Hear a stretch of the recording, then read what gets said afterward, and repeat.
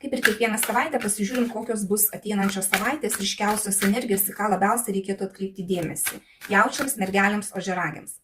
Bendras fonas, pagrindinė savaitės energija, ką labiausiai dėmesį reikia atkreipti. Pagrindinė jūsų nuotaika, vidinis toksai nusiteikimas, kas ateina į jūsų gyvenimą. Darbai, jūsų veikla, finansai. Santykiai tiems, kas porose, kas jūsų laukia ateinančią savaitę. Vienišiems, kokia tikimybė sutikti žmogų. Ką verta paleisti ateinančią savaitę.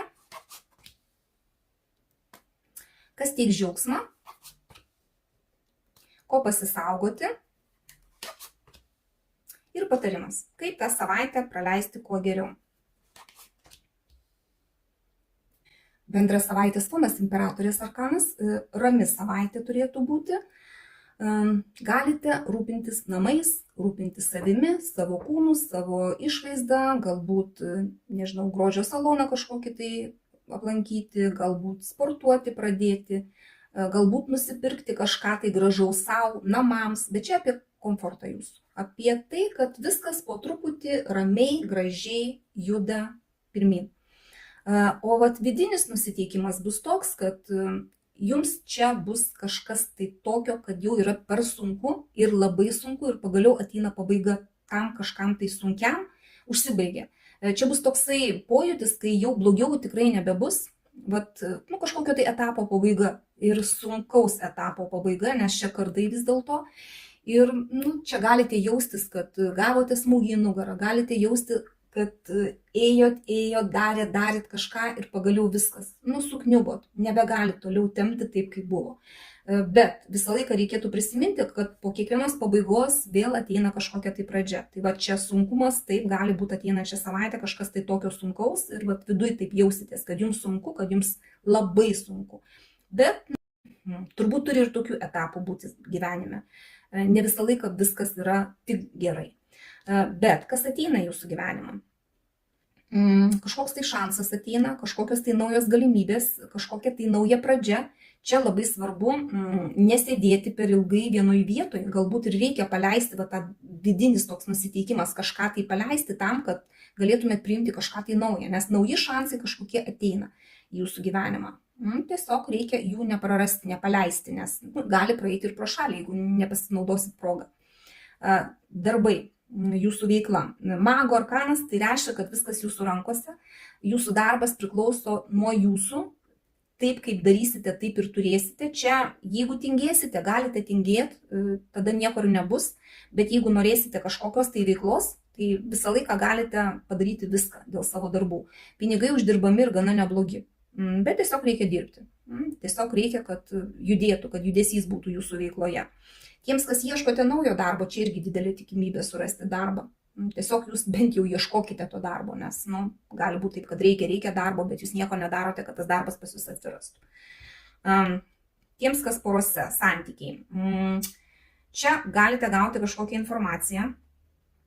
Kai kurie jūsų galite gauti kažkokią tai žinutę ar žinią, galite gauti kritikos, tiek į jūsų poros pusę gali būti, tiek gali būti ir vienas kitam jūsų poroje kritikos.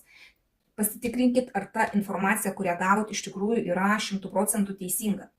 Tai vienintelis dalykas, ko reikėtų galbūt truputį vengti, tai kritikos per aštrios. Ir čia tokių aštrių kampų reikėtų vengti, nes pagal kardų tūzą gali būti taip, kad galite tiesiog kalbėtis aštriai, pakeltų tonų truputį, tai va šito reikėtų vengti.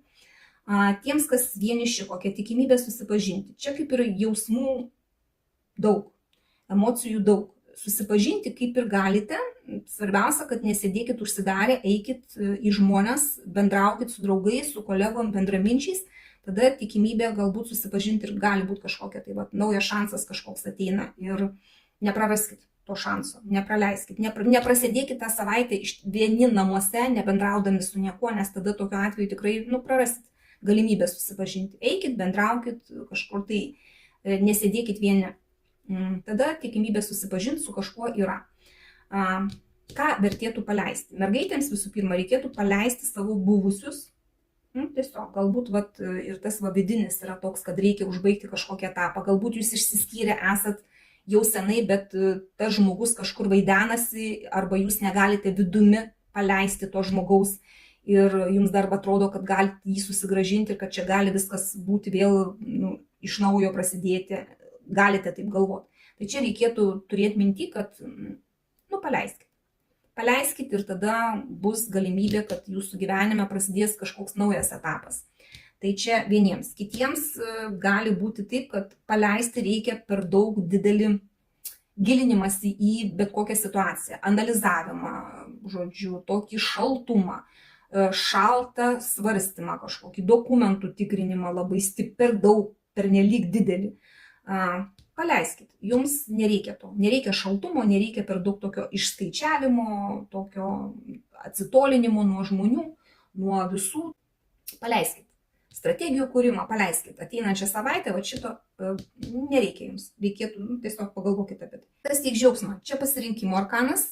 Iš tikrųjų, tai teiks džiaugsmą ateinančią savaitę tai, kad jūs jau turite galimybę rinktis. Nors pasirinkimo dar nedarysite, bet bent jau jūs džiaugsitės, kad tas pasirinkimas atsirado. Čia bet kurioje vietoje gali būti. Tiek jūsų darbuose galbūt yra keli pasirinkimai. Tiek jūsų santykiuose, tiek bendravime, tiek galbūt yra kažkoks tai šansas kažką tai pradėti naujo, galbūt net ir pirkinius kažkokius tai daryti.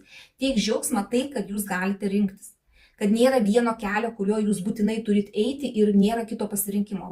Kad yra pasirinkimai keli, tas jūs ir džiugins.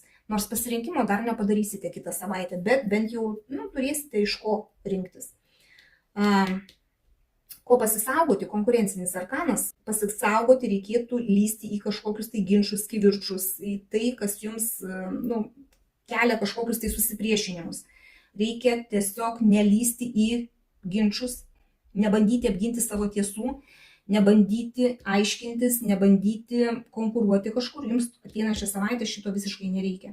Geriau ramiai paieškoti kompromisų, tiesiog ramiai plaukti pasroviui, bet nelysti į kažkokius tai ginčius, nelysti įrodinėti kažkokių tai savo tiesų. Reikėtų ir Kardų karalius irgi apie strategiją, apie šaltumą, apie kažką tai nukirsti nereikėtų. Tiesiog pasėdėkit vieni, pagalvokit ir pasisaugot reikėtų lysti į tuos tokius, kad mušti savo į krūtinę ir sakyti, aš esu teisus.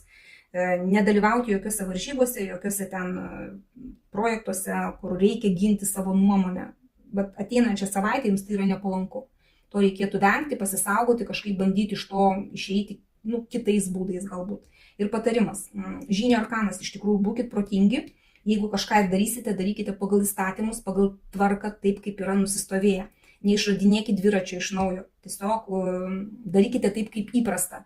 Ir jeigu neturite žinių pakankamai, prašykite pagalbos vyresnių žmonių, jūsų giminės vyresnių žmonių, tų, kurie supranta, mokytojų savo, kurie gali duoti gerą patarimą. Būtent to ir reikia jums ateinančią savaitę.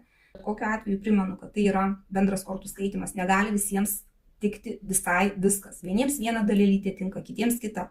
Todėl ir sakau, prisiminkit, kad tai yra bendras kortų skaitimas ir pasimkit tik tai, kas rezonuoja. Linkiu jums geros savaitės, dėkoju už jūsų laiką, širdutes ir iki sekančio karto.